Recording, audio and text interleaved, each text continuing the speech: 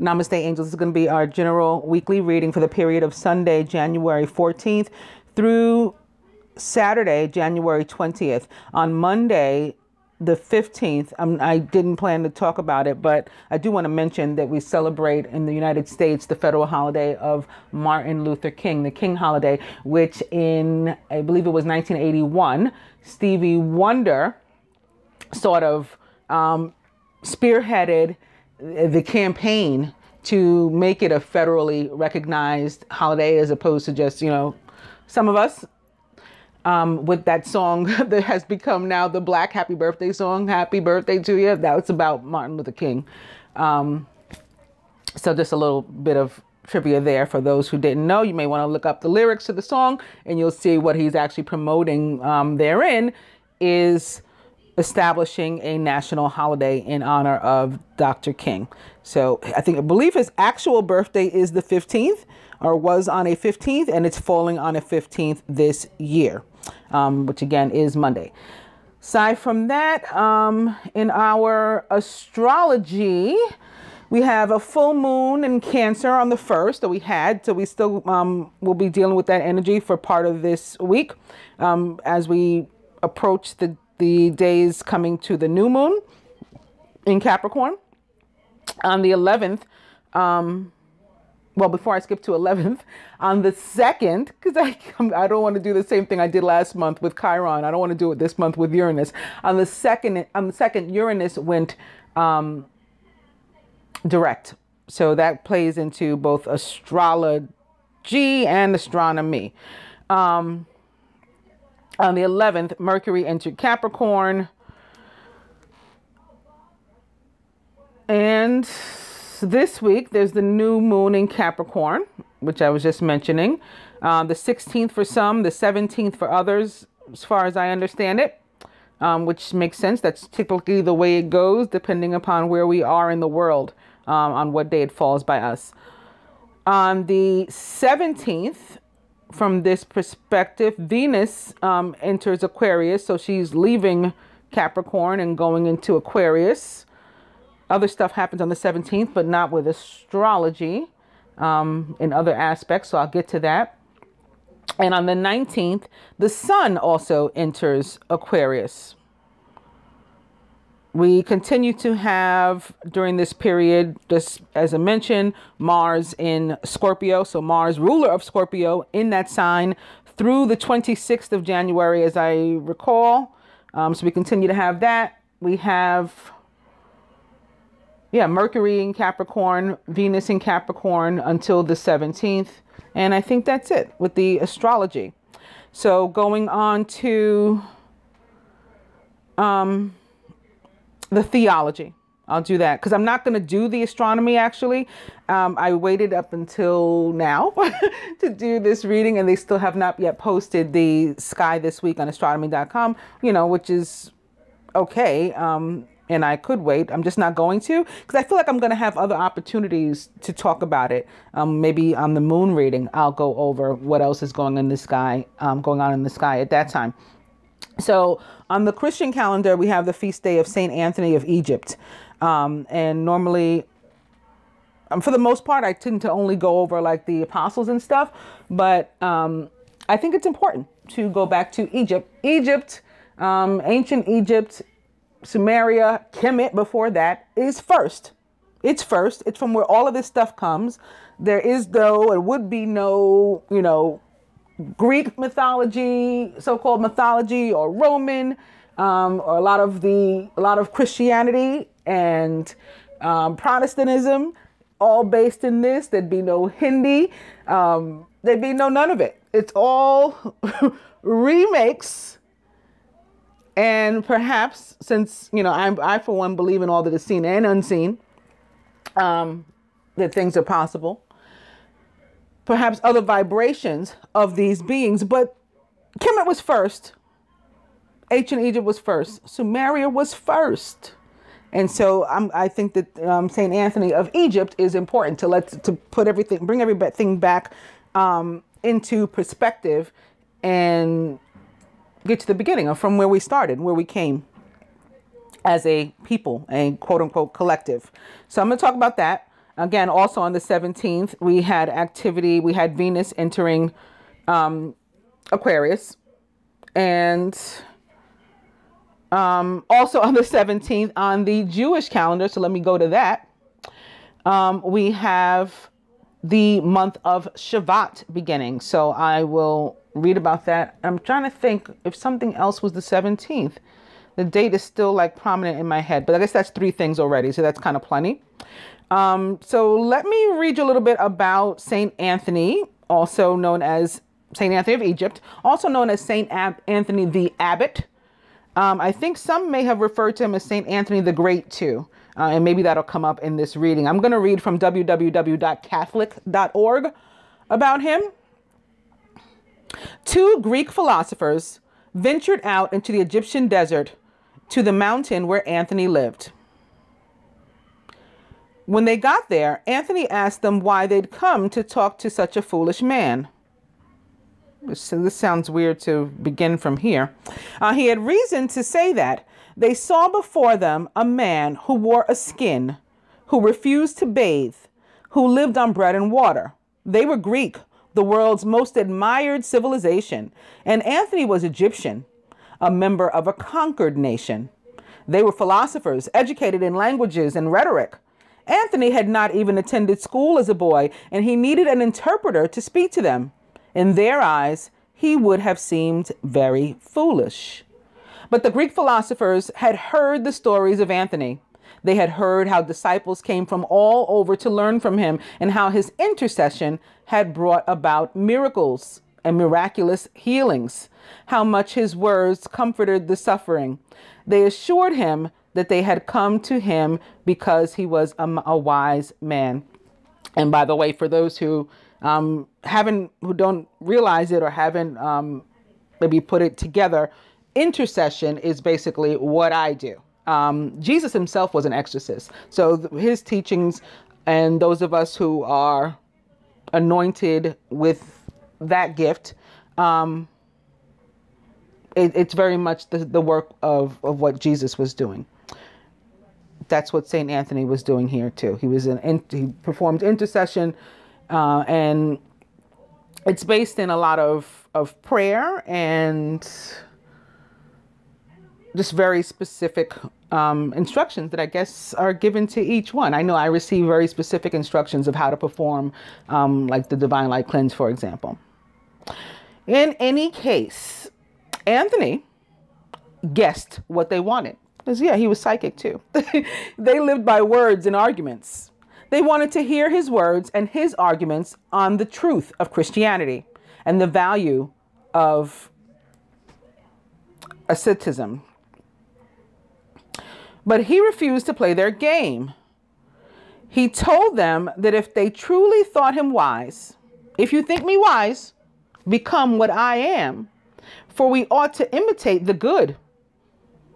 Had I gone to you, I should have imitated you. But since you have come to me, become what I am, for I am a Christian. Anthony's, which may have meant something different than it means now. I am a Christian. At one point, very long time ago, I referred to myself as a Christian. I know many of us did, that no longer do. Some of us don't refer to ourselves as any sort of label anymore because of what we went through with religion and other ideologies and such. But again, considering the time when they had just lost Christ, not much earlier than this, and were like real disciples of his and people who were practicing his teachings, it may have meant something completely different and not as perverted as it does in many ways today. Again, in any case, I digress and get back to the story. Anthony's whole life was not one of observing, but of becoming. When his parents died, he was 18 or 20, somewhere thereabouts. He inherited their 300 acres of land and the responsibility for a young sister. One day in church, he heard read Matthew 19:21. Quote, "If you wish to be perfect, go sell your possessions and give the money to the poor, and you will have treasure in heaven. Then come, follow me." End quote. Not content to sit still and to meditate and to reflect on Jesus' words, he walked out of the door of the church right away and gave away all his property except what he and his sister needed on which to live. On hearing Matthew 6:34, quote, "So do not worry about tomorrow, for tomorrow will bring worries of its own. Today's trouble is enough for today." End quote. He gave away everything else, entrusted his sister to a convent, and went outside the village to live a life of praying, fasting, and manual labor. It wasn't enough to listen to words. He had to become what Jesus said. Every time he heard of a holy person, he would travel to see that person. But he wasn't looking for words of wisdom. He was looking to become. So if he admired a person's constancy in prayer or courtesy of patience, he would imitate it. Then he would return home. Anthony went on to tell the Greek philosophers that their arguments would never be as strong as faith. He pointed out that all the rhetoric of all arguments, no matter how complex, how well-founded, were created by human beings, but faith was created by God. If they wanted to follow the greatest ideal, they should follow their faith. Anthony knew how difficult this was. Throughout his life, he'd argued, literally wrestled with the devil. His first temptations to leave his life were arguments we would find hard to resist. Anxiety about his sister. So, okay, listen, I think we should pay close attention here because a lot of us go through this. How can I move on with my life? How can I follow my heart's desires? I got these kids, I got these family members, I got these friends, whatever. I got this job. So listen, this is with what he wrestled. Anxiety about his sister. Longings for his relatives. Thoughts of how he could have used his property for good purposes. Desire for power and money. When Anthony was able to resist him, the devil then tried flattery, telling Anthony how powerful Anthony was to beat him. Anthony relied on Jesus' name to rid himself of the devil. It wasn't the last time, though. One time, his bout with the devil left him so beaten, his friends thought he was dead and carried him to church. Anthony had a hard time accepting this. After one particular difficult struggle, he saw a light appearing in the tomb where he lived. Knowing it was God, Anthony called out, "Where were you when I needed you?" God answered, "I was here. I was watching your struggle. Because you didn't give in, I will stay with you and protect you forever." End quote, according to St. Anthony. With that kind of assurance and approval from God, many people would have settled in, content with their lives where they were. But Anthony's reaction was to get up and to look for the next challenge, moving out into the desert. Anthony always told those who came to visit him that the key to this type of life was perseverance, not to think proudly. I say this all the time about humility and remaining humble, no matter what you can do. And if other people want to think that they are equally as quote unquote powerful or more, let them. What does it hurt you? Quote, "We lived this life for a long time, but treat each day as if it were the beginning. To many, perseverance is simply not giving up. It's hanging in there. But to Anthony, perseverance meant waking up each day with the same zeal as the first day. It wasn't enough that he had given up all his property one day. What was he going to do the next day? Once he had survived close to town, he moved into the tombs a little farther away. After that, he moved into the desert. No one had braved the desert before. He lived sealed in a room for 20 years while his friends provided bread. People came to talk to him, to be healed by him, but he refused to come out. Finally, they broke the door down. Anthony emerged, not angry, but calm. Some who spoke to him were healed physically. So that's so beautiful. But I have the same experience. Amen. Thank you. Many were comforted by his words, and others stayed to learn from him. Those who stayed formed what we think of as the first monastic community, so of monks. Though it was not what we would think of as religious life today. So this might be referring to what I was thinking earlier when they mentioned the Christianity. It's different. It was different then. All the monks lived separately then, coming together only for worship and to hear Anthony speak. But after a while, too many people were coming to seek Anthony out. He became afraid that he would get too proud or that people would worship him instead of God. So he took off in the middle of the night. My clients will always tell you when they thank me, I always say, you know, like, all glory and honor be to God, the universe, however I word it. I'm just like a vessel. So that's what he was saying here. He took off in the night, thinking to go to a different part of Egypt where he was unknown.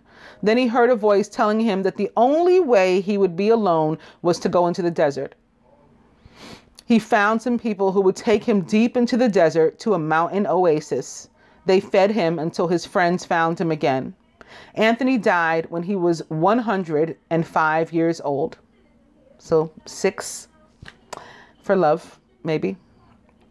A life of solitude, fasting, and manual labor in the service of God had left him healthy, vigorous, and he remained that way very late in life. And he never stopped challenging himself to go one step beyond his faith. Saint Athanasius, who knew Anthony and wrote his biography, said, quote, Anthony was not known for his writings, nor his worldly wisdom, nor for any art, but simply for his reverence toward God. We may wonder nowadays at what we can learn from someone who lived in the desert, wore skins, ate bread, and slept on the ground. We may wonder, how can we become him? We can become Anthony by living his life of radical faith. And it doesn't have to be religious faith. It's faith, like from within, faith in yourself, faith in the universe that it really provides. Do you believe in manifestation or you don't? We don't have to attach religion to that. Do you believe that you can manifest something, your needs, or do you not? Can you maintain that faith even if you believe it once? Can you hold on to that and not slip back and not be tempted by the other thing, the dark aspects of the world around you? That's like the question here, how it would apply to us, at least, you know, from where I stand. So we can become Anthony by living his life of radical faith and complete commitment to God, you know, and I say, or, you know, in whatever else it is you believe, what other higher power, energy, source, however you want to name it, however you want to call it. I often refer to it as the universe. In his footsteps, fast for one day, if possible, as Anthony did, eating only bread and only after the sun sets. Pray as you do.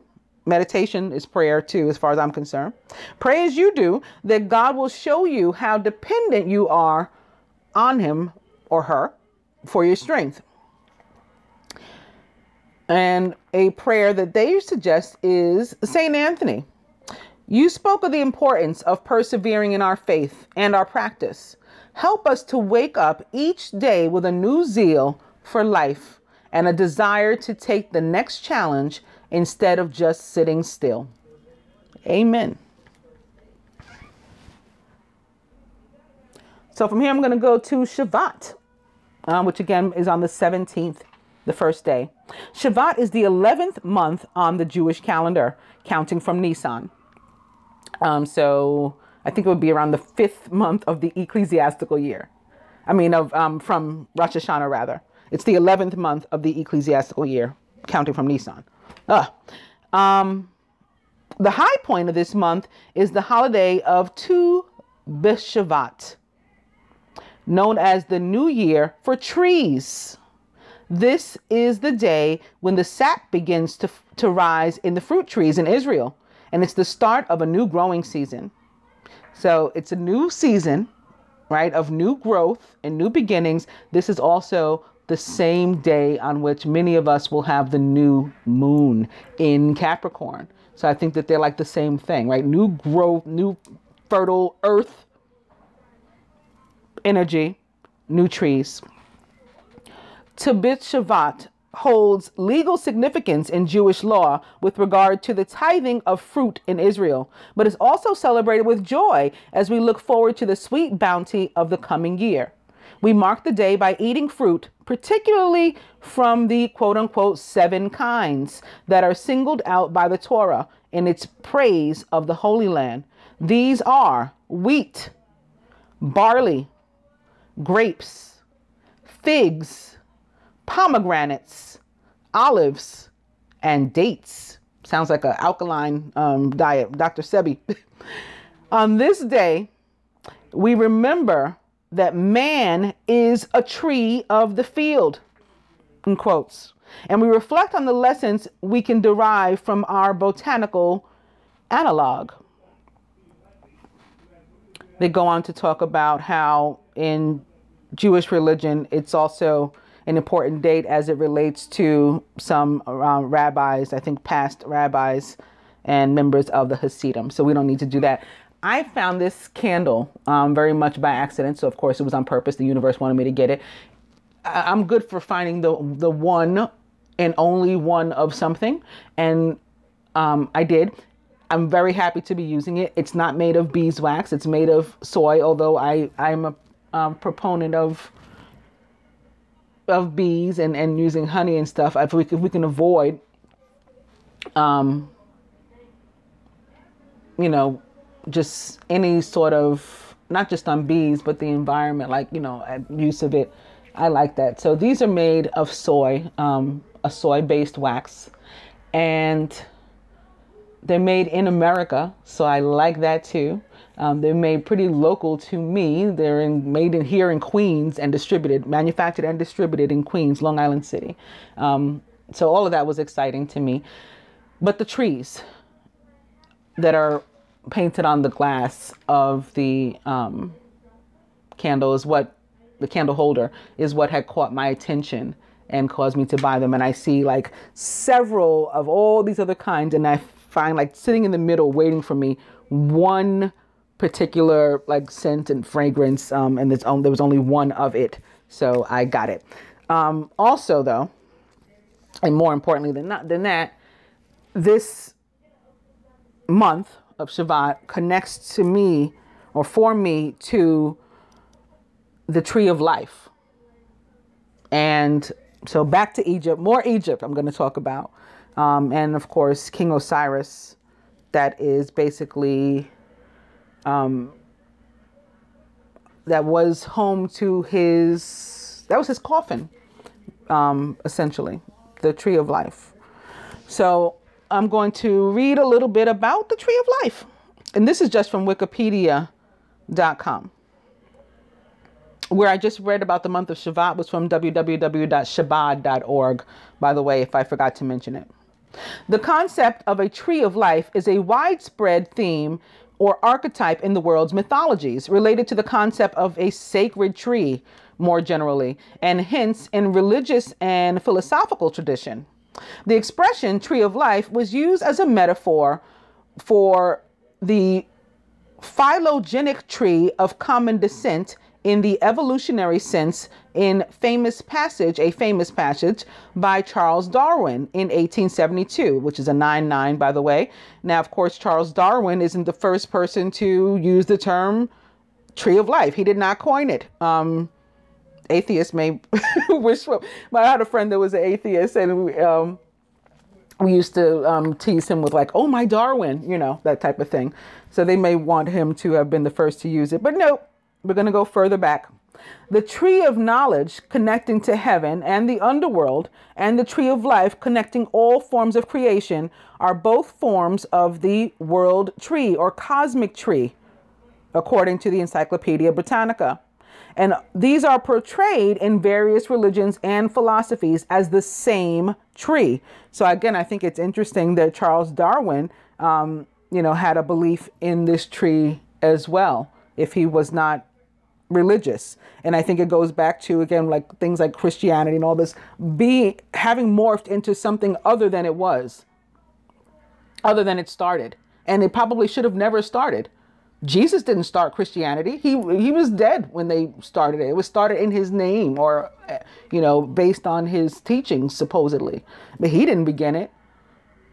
And I don't think he would have. But that's another story anyway. So this goes on to explain that in several different cultures, including Hinduism, ancient Iran, ancient Egypt, ancient Mesopotamia, Jewish sources, Buddhism, China, Christianity, Islam, the Baha'i faith, the Church of Jesus Christ of Latter-day Saints, in Europe, in Georgia, in Germanic paganism and Norse mythology, the Kabbalah, Mesoamerica, North America, Sura religions, Turkic, all these places, they believe in a tree of life. Maybe there's something to it. But again, I'm going to go to ancient Egypt because that's the oldest one as far as I'm concerned, and the first. To the ancient Egyptians, the tree of life represented the hierarchical chain of events that brought everything into existence. The spheres of the tree of life demonstrate the order, process, and method of creation. In Egyptian mythology, in the Enid system of Heliopolis, which right off the bat is not Egyptian, that's Greek. There's Raphael. He's like, tell him we need healing right now. Heliopolis is Greek. So again, Greek mythology took from ancient Egypt, took from Kemet, like everything else did. Like the continent of Africa has been raped, since the beginning of time. But there's a reason why it's called the motherland. Again, first. So in any case, in the system of Heliopolis, the first couple, apart from Shu and Tefnut, which represent moisture and darkness, and Geb and Nut, which represent earth and sky, are Isis and Osiris. They were said to have emerged from the Acacia tree, not Acacia like spelled like Akashic records or anything, but Acacia. And it was the tree of Iset, which is actually it's one of the names by which Isis goes, and which Egyptians considered to be the tree of life, referring to it as the tree in which life and death are both enclosed. A much later myth relates how Set, which is Osiris's brother, S-E-T, Set, and 72 conspirators, I've told this story many times, right, from memory, killed Osiris, putting him in a coffin and throwing it into the Nile, the coffin becoming embedded in the base of a tamarisk tree, and thereby the tree of life. They don't put that there, but that's what happened. The Egyptians' holy sycamore also stood on the threshold of life and death, connecting the two worlds. So yeah, you can go on to read about other places where they believe in a tree of life, but it's pretty universal, and I think has a basis. I think we need to recognize, again, humble ourselves, exercise a little humility, and recognize that things like the pyramids, other quote unquote wonders of the world, were very obviously built by beings higher than ourselves, or architected by beings higher than ourselves. Millions of years later, we can't figure out how they did any of it, how they made elevators below ground that work by mechanisms, why there are pictures of planes in hieroglyph, like all this kind of stuff. And when we can drop the arrogance that humans have, as if we are the most intelligent thing going, so much begins to open up. It really, really does. You become so much clearer on so many things. Humility is super, super important in this.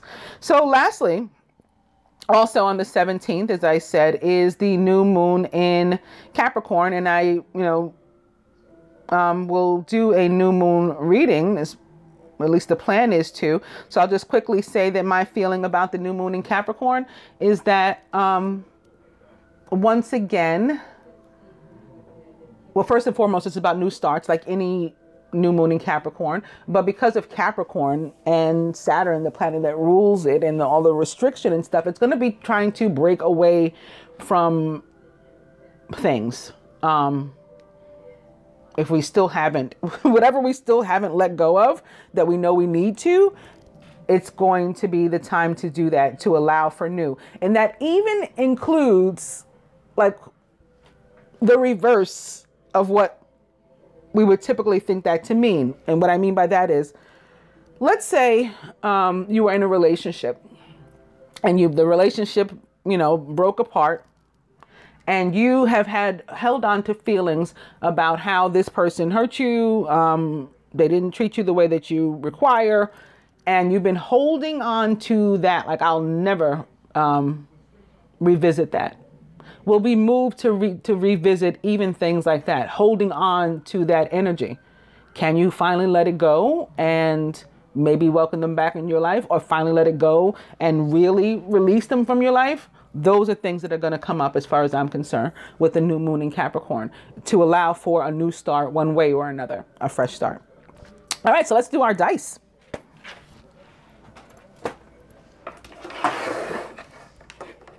I'm beginning with buy shoes,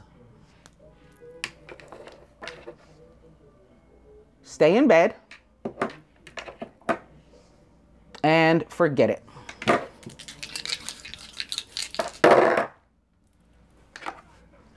Spirit says massage, which I plan to get when I get my new moon nails. It's 50-50. So if you were pondering something, like, it can go either way, and like, don't worry about it too much. Defer back to forget it from where I started. And party. Yeah. So like I was saying, I think we're not supposed to take too much too seriously this week, and sort of like enjoy. Party. All right, let's do our cards. I'm going to use today for the advice my 4 agreements cards, and I'm beginning with release the need to be right. And I think that this talks about what I was just saying, my feelings on the Capricorn moon. Like, even if you were right, the person did you wrong. They were fucked up. Okay, now what? Can you let go of that and move on one way or another? That's like the question we're going to have to ask ourselves. And I think that this week will be, as far as how I feel about the Capricorn moon, it's not only about, relationships. It's in general, like things in our lives that we should have let go of. Emotions, tangible things, whatever the case, relationships, friendships, job situations, and worry, like, everything, every aspect of our life. But I do think that for us, with me beginning with these 2 tarot decks, the Animal Tarot and the Angel Tarot, one with the King of Autumn, which can absolutely represent this Capricorn, and one, the Knight of Water, which is about, romanticism and love and emotion. I think that for many of us, it will have to do with relationships and like coming back full circle, and maybe reconsidering some people and situations and circumstances that we were refusing to before, that we had put up a wall and we weren't going to open ourselves back up to those types of situations again. I think that this week we will be moved to. And speaking of being moved, I see the 7, Major Arcana card number 7, staring me in the face, trying to be seen by the rest of you. And it's, of course, that is the Chariot. And it is about movement, where things were stagnant. All of a sudden they're moving. We're victorious. We're in the driver's seat of our own lives. We're holding it by the reins. And look, this huge moon here. So I think it is, again, coming with the energy of this Capricorn moon. There will be much to deal with in the area of love and emotion for us. That said, I'm going to use these first. Again, the Knight of Water is emotional, romantic, enthusiastic, and contemplative. He's also a Pisces, Cancer or Scorpio, or somebody taking on those traits or attributes, being maybe particularly loving and or emotional. Falling in love or wedding proposals, the need to balance emotions, and an invitation to a social event are all possible. An opening to the Three of Fire, abundance. Things look very good. Have patience at this time and make long-term plans. So yeah, as it relates to general energy, the Three of Fire is about abundance. We've got like 3 stakes in the ground now. We only need 1 more to have a solid foundation. However, as a 3, they also tend to represent for me what I call parties of 3, which don't have to be love triangles, but they can be. It's a third energy that's often a block. You know, can be a positive third energy too, but you know, more often than not, this third energy is some sort of block. It may be somebody's friend or family member, a combination of different things. Even money, you know, like our obsession with money, going back to, maybe I can connect it to what I was reading about St. Anthony, like how he didn't need he relied on his faith. He didn't, you know, it's similar to Job, and you know, there's a million stories like that. The widow who gave like her last bit of change when there were other people that were present who had money, and they, you know, they didn't tithe, and you know, Jesus pointed it out, you know, put everybody on blast, so to speak. So it could be anything like that. It may be a love triangle, however, for some of us, and perhaps involving a fire sign, because the wands in general of the elements in the tarot are the most phallic, you know, they're very like sexual. And they're about passion, and they're this Three of Fire opposite the Knight of Water can definitely be, you know, we got a love thing going on, you know, 3 of us. I don't know if everybody knows, and if they do and they're happy, then that's cool, you know. It's only a problem when somebody doesn't know, or everyone knows but not everyone is pleased. Knight of Water. And now opening to the Page of Water, who even more so represents the sign of Pisces for me as the page and the more youthful. This can also be a younger Scorpio or Cancer, maybe up against somebody, you know, 30 something. This will be somebody's child, or anyone of any zodiac embodying these particular traits at the moment. Those traits would be intuitive, sensitive, artistic, and friendly. A new person enters your life. A relationship begins a new phase, and there are also heightened psychic abilities. So ascension with this card too. But again, opposite the Knight of Water, this looks like a love thing to me. And maybe they're dumping the fire sign. Maybe it was a party of 3, a romantic situation. They're dumping the fire sign, and the people with the water, and they can be direct water signs, or they can have, like, you know, water in their chart.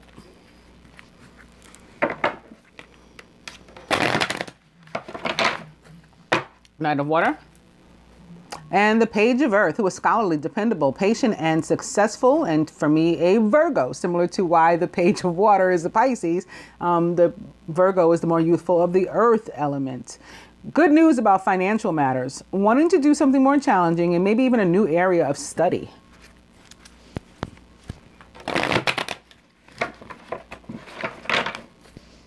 Can signify relationships, friendships, whatever, between water signs and earth signs, possibly, and anyone of any sign taking, you know, on a new area of study, whether that means like academia or love. You know, we're exploring new options in love and romance too. That could be a new area of study. But we're afraid. This card for me, very Mercury in Capricorn, which just happened 2 days ago, actually. Mercury entered Capricorn. Did I mention that earlier? No, if I didn't, I'm telling you now. Mercury's in Capricorn. An illusion of being trapped, a lack of self-confidence, and being afraid to take action. So this card like illustrates Mercury in Capricorn for me. The Mercury, of course, from the air, and the restricted energy being that of Capricorn. This is in our mind. It tends to be in our mind. We're thinking that we are stuck. Again, similar to what I just read about Saint Anthony, where he pointed out, like, if you want to become, then you can't consider you know, these things or those things or whatever. You have to consider what's in your heart. Make that the priority, you know, and then figure out from there, how do I achieve this thing that's in my heart? How do I free myself from the restrictions is what I was saying. I didn't realize the camera had turned off. So I've already cut, as I was talking about freeing ourselves from those restrictions. I went on to cut and didn't realize the camera was off. So anyway, I come to the renewal or judgment card. And judgment for me represents the planet Pluto, which is the ruler of Scorpio. And this card is all about, as it relates to general energy, watching how judgmental we are over ourselves and or others. And as it relates to finances and work, we would say that the boss is watching you. He's pleased, he or she. Keep up the good work. Like, now is not the time to slack off. You're about to get a raise or a promotion. I also connect that to ascension. You know, the boss, as in the universe, is watching Jupiter, right? The planet of karma and quote unquote luck. And if you, you know, on the right side of that, it now could be your time to benefit. So pay attention to, like, keep your path. You know, pay attention to what you're doing. Make sure that you don't just like lose your energy and slack off. As it relates to relationships, romantic and otherwise, friendships too. It's like we've come to this point, this crossroad, where we need to decide, like, where are we going from here, if anywhere. The overall energy is another 3. So I began, there's that light again. Hi, Uriel. Let me see if I can hold it like this. He just shows up out of nowhere, huh?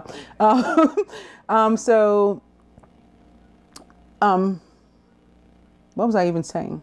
I began with the energy of 3 and abundance, or began talking about the energy of 3 with regard to abundance, the 3 of fire that showed up. And now we have yet more 3 with the world and Archangel Michael. A job well done, joy, contentment, and gratitude, and the path toward enlightenment. I don't know why he's illuminating this particular card. In any case, the world for me is unlike how it is for some other, you know, quote unquote readers. For me, it really is about having been brought out of a long, like, difficult, trying, tumultuous, like different adjectives like that, situation, period in your life, circumstance, whether it, you know, was staying at the same job too long, you weren't happy, you weren't making enough money, but you were afraid to leave, you know, and try to move somewhere else. So you sort of got stuck there, and now you're being laid off or fired because the universe is easing you out of that job. The same thing happens with relationships. Something happens, something occurs where we're pulled out. Marriages, all that kind of stuff, where the universe eases us out with the energy of the world.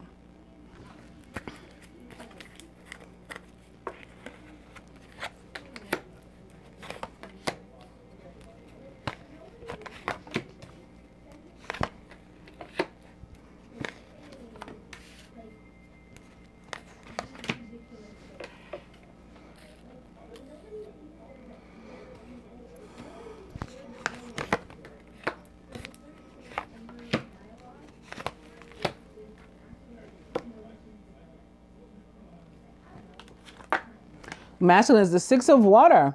Memories from your history or childhood. Issues regarding children and romanticizing the past. The 6 of water can be, yes, absolutely about children or your childhood or a relationship with your siblings, or again, friends that maybe we've come to the end of the road, as they say, and we got to address some of these issues.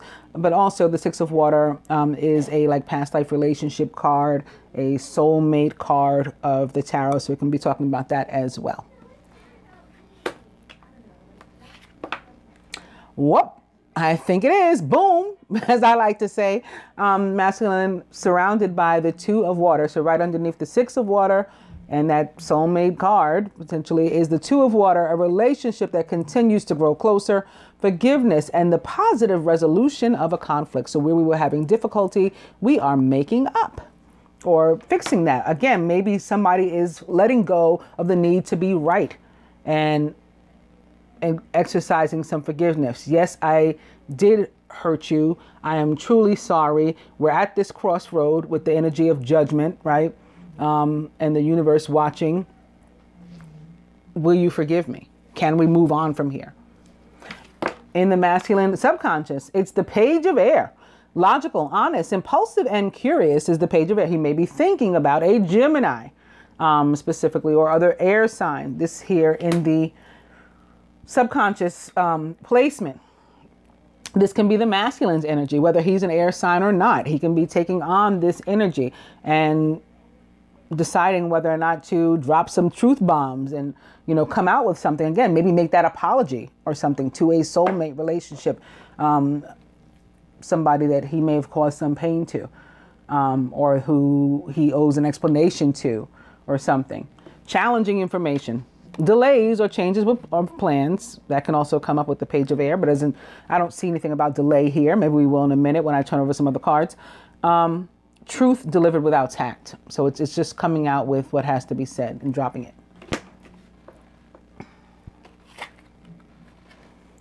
The feminine, speaking of Jupiter and luck and karma and on what side of it we are, is crowned by the Wheel with Archangel Michael. A time of positive change. A situation suddenly moves forward. Maybe it's this situation that was stagnant, where we weren't even talking. We were in separation, whatever you want to call it. We were enemies. I was never going to forgive you for what you did to me, or vice versa. That situation can move forward. It's abundance in any and all areas. So if it is a job that you stayed at, you know, too long for, all of a sudden you're being, again, not only laid off or fired or whatever, or transferred to another location, you know, you're ending up with something better. When the Wheel shows up, it is abundance. A time of positive change. The situation suddenly moves forward. This is very karmic energy too. It's of the universe and the planet of karma, Jupiter. Fortune is on your side.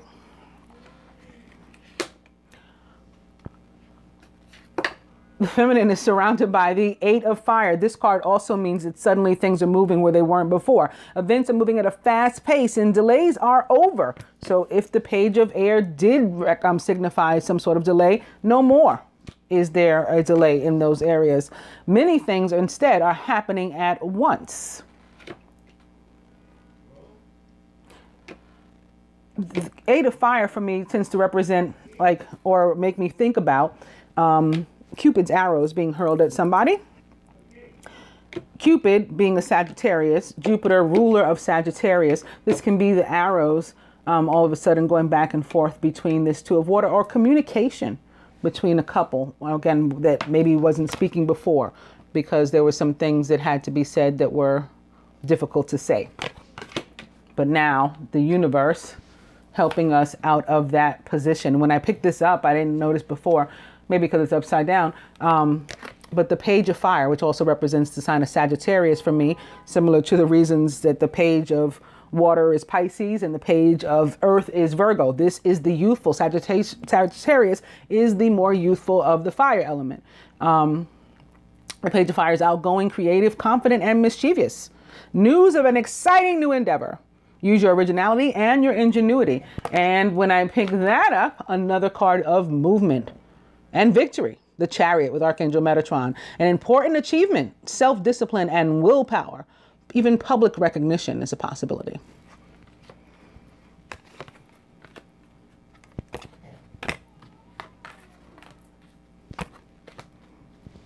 And at the root, for the feminine, fears surrounding money. The wisdom to accept help from others and uncertain self-employment. I hope you guys can see the cards, because like last week during the love reading, I was blinded. I don't feel like that right now, but I am seeing that some of these cards are super illuminated. So the feminine may be like worrying here about lack, and this can be lack of any kind of abundance. So just like I said, the wheel is not just about money and material things. It can also be love. All of a sudden there's movement in the area of love, which would make sense with the Two of Water and the Six of Water sitting here. And maybe that's and maybe mirroring the page of air, even more so, the feminine could be worried about some lack, some hurt from the relationship before, and being, have a fear there of moving forward. This can represent for me, as it relates to love and relationships, friendships and stuff, fear of abandonment, fear of lack, and like in a relationship, maybe we had a relationship together before, and it was lacking. I'm afraid to revisit now because I'm afraid the same thing is going to happen, where I was left with like a hole, a wound, because of that lack. Or maybe a previous relationship didn't work out so well. I'm worried the same thing is going to happen with us. And so I'm afraid to take a chance on love. I'm afraid to exercise some faith, all of those things. So this can also, of course, be about money, right? Financial worries, not knowing that with some faith again, and good karma, the energy of the wheel is on its way. Also mirroring the page of air, there could have been delay in this area. So maybe you had faith initially, but you began to lose it, like when nothing's happening, and now I'm getting scared. I need that money, or I need this movement in my love life. I need to know in what direction I'm going. I need to move on from that job or relationship, a circumstance, situation, whatever. Crowning the union, the 9 of air. Here's the worry. Expecting the worst, self-fulfilling prophecies. Okay, we can manifest this negativity into our life. We can bring about this continued, not just the fear and work, but actual lack. We can bring it about with these kind of thoughts. Sleepless nights are also indicated when this card turns up. We're sitting up at night, maybe because we have a decision to make, or we're awaiting a decision. We don't know what the person's going to say. And again, if it's like will you forgive me? And I just heard the Maxwell song in my head, right? This is, this is the highest cost. I can't think of the words. I'm like blocked. I'm like, I can hear him singing it and they won't come out of my mouth. But there's that, will you forgive me? And maybe that's the part they want me to talk about and get out of my mouth. So like there's a decision here, perhaps, that has to happen. Or, either side could be awaiting a decision or needing to make one, or both. Both. And exercising some fear about that. At the heart of the matter, it's an offer of love. It's an offer of love that is coming. Commitment, maybe even marriage, or just, forgive me. Conversation, like genuine conversation, coming from the page or toward the page, whoever's energy is represented by that.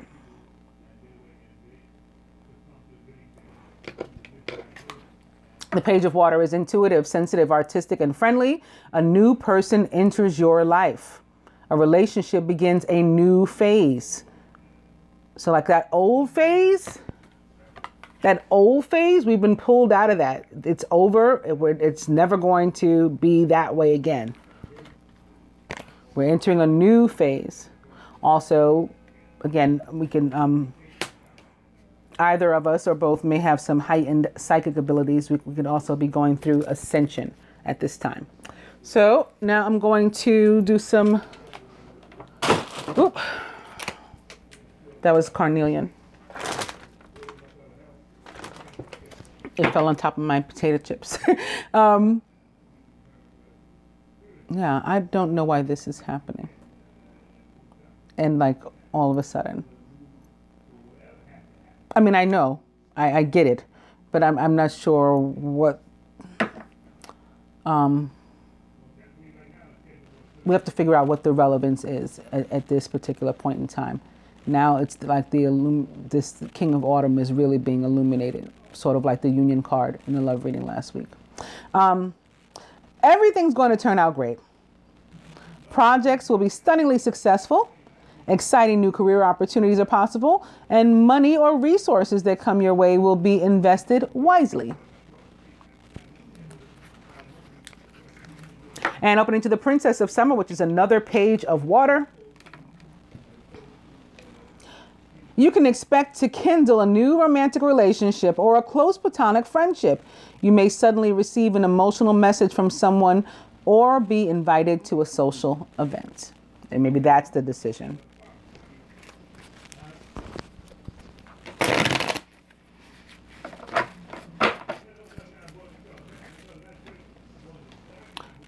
Princess of Summer. The Princess of Summer is sensitive, kind, open-hearted, and inexperienced. So like naive, maybe. Younger, youthful. Opening to the Three of Winter. It may have some significance that it's in reverse at this time when I'm opening to it, but there are no reversals in the animal tarot. So I'm turning it upside down. I'm going to read it. Sadness is a part of life, but you don't have to endure it alone. You may need a little time to heal, but once you work through your way through the emotions, you'll be stronger than before. So again, there could have been some hurt, and there's a need for forgiveness. There's a need for exchange and offers of love. Princess of Summer and the King of Winter. At this time, it's very important that you communicate clearly, be objective and unemotional, and act as professionally as possible. If you need advice, seek out the most experienced expert you can find.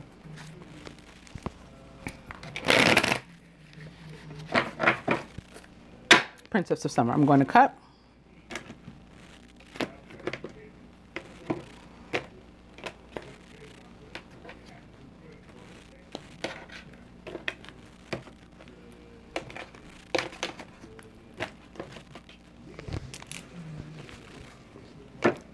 And it's the Three of Autumn, so another possibility of a party of three, but the Three of Autumn as it relates to abundance, very much like that Judgment card that came up before where I said, like, keep up the good work, the boss is watching, you've earned what abundance is coming to you. This is a card of like not just free money, you've earned it, you deserve it. Or free abundance, it could be love too. Your most satisfying and profitable career comes from following your passions, listening to your heart, and doing what brings you joy. Your life purpose is best fulfilled by allowing your talents and true self to shine. Can everybody see the Three of Autumn? And the overall energy is the Eight of Autumn. It's the perfect time to learn all you can by returning to school, taking a seminar, or conducting research. Do your best work, and the law of attraction will bring you prosperity and career advancement. And similar to the 3, and that 8 and the 3 would, of course, make an 11. Similar to the 3, this is about like you put the work in, you get the reward. You know, you reap what you sow, basically, with the 8 of Earth.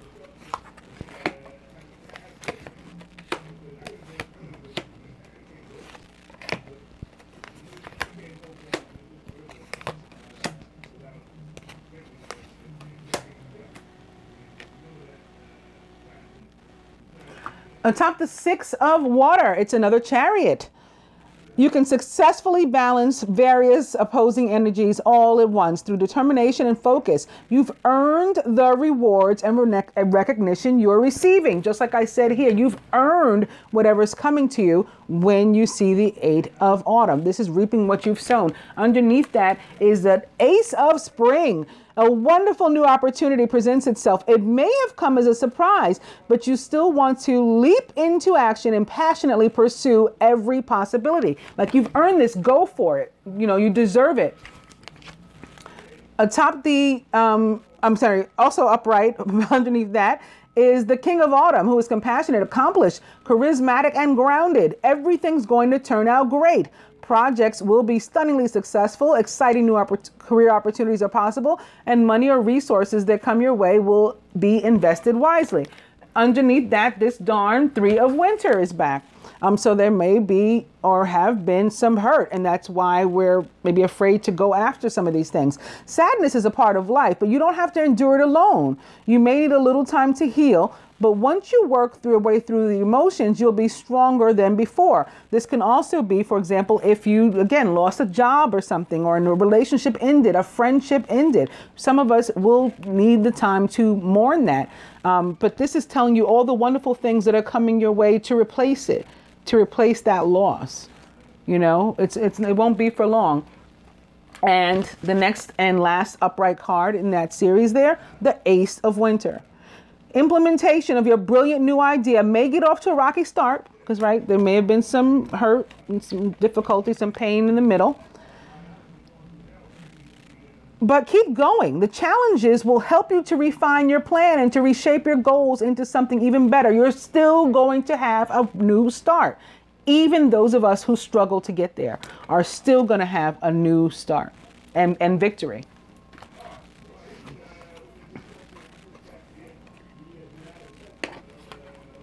There could be movement again in a situation that involves family, our past, our childhood, something that was stuck that we couldn't get past. We're finally letting go, maybe with the energy of the Capricorn New Moon, a soulmate relationship. All of these things are possible. There could be travel to see somebody that we love.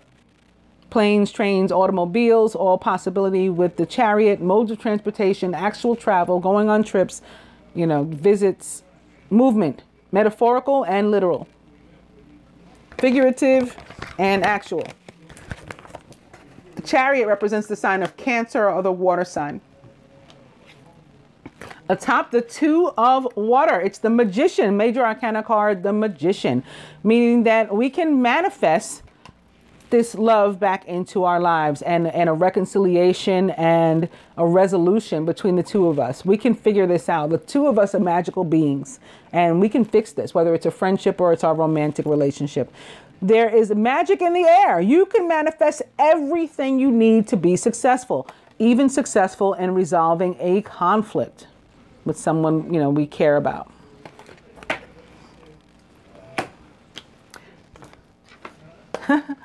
And atop the page of air, it's the High Priestess. And I'm laughing because the High Priestess is in fact a Gemini. This is a time to pause and reflect, not to take action. Trust in your spiritual gifts as nothing is hidden from your divine intuition.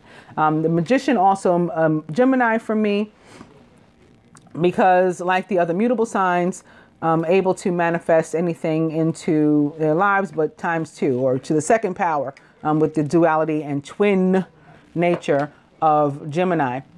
The High Priestess, also a 2, as in twin, and 11.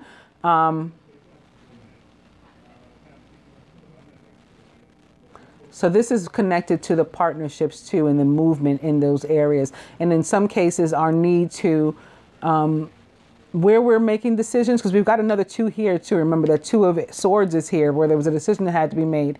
And Judgment is also a 2. It's major arcana card 20, when we're deciding where do we go from here. So again, whatever kind of relationship or situation this is, employ also your intuition. Make sure that you do. This is also crossing the page of water, which would guide us to do the same. And the masculine is trump tight, as they say. All major arcana here.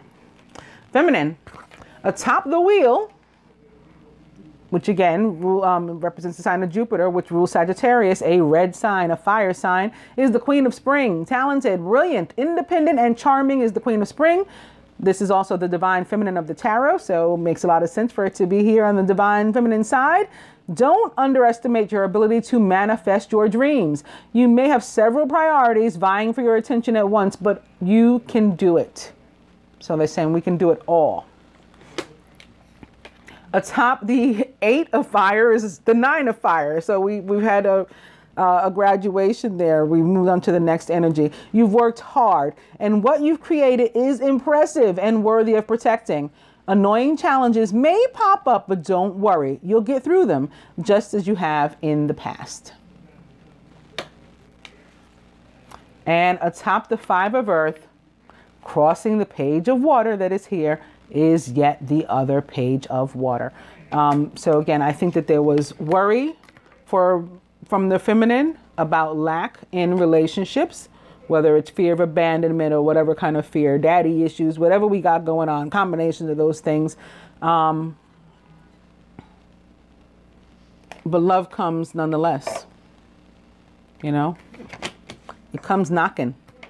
You can expect to kindle a new romantic relationship or a close platonic friendship. You may suddenly receive an emotional message, perhaps from the page of air, from someone And they also may invite you to a social event.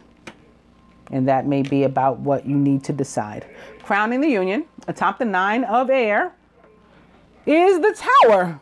Important changes are coming into your life, and that they will require you to take action. Don't hesitate to move in new directions that you know are right for you. So this is about following your heart too, right? Come what may, rather than worry.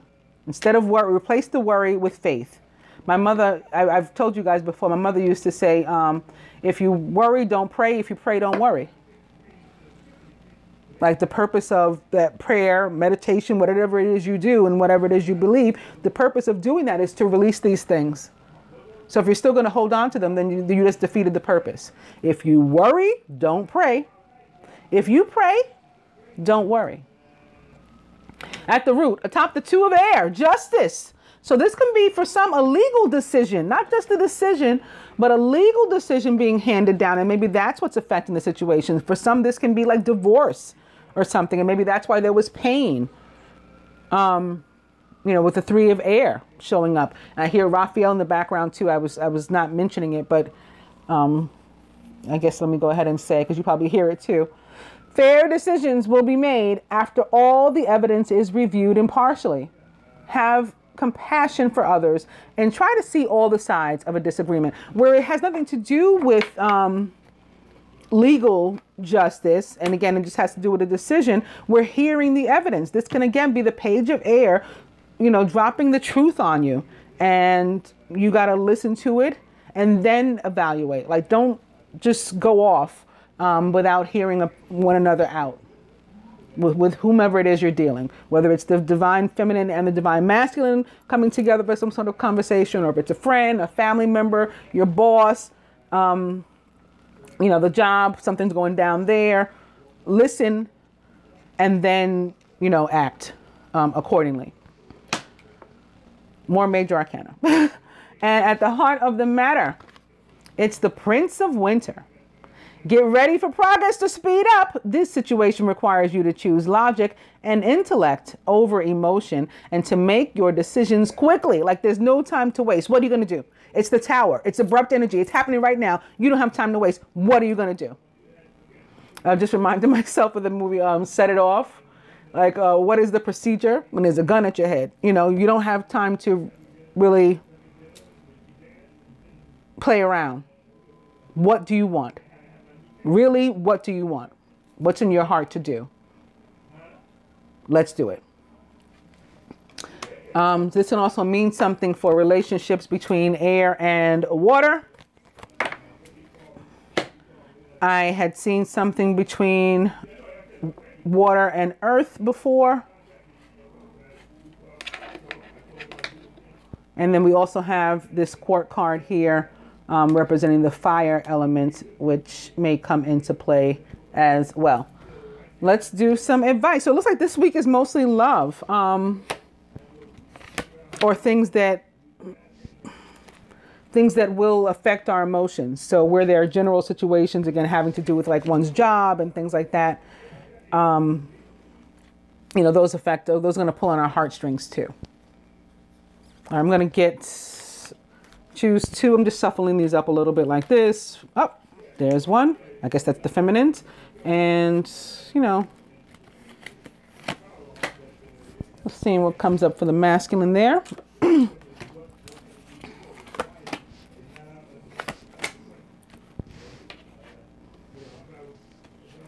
Advice for the masculine is the Star with Archangel Jophiel.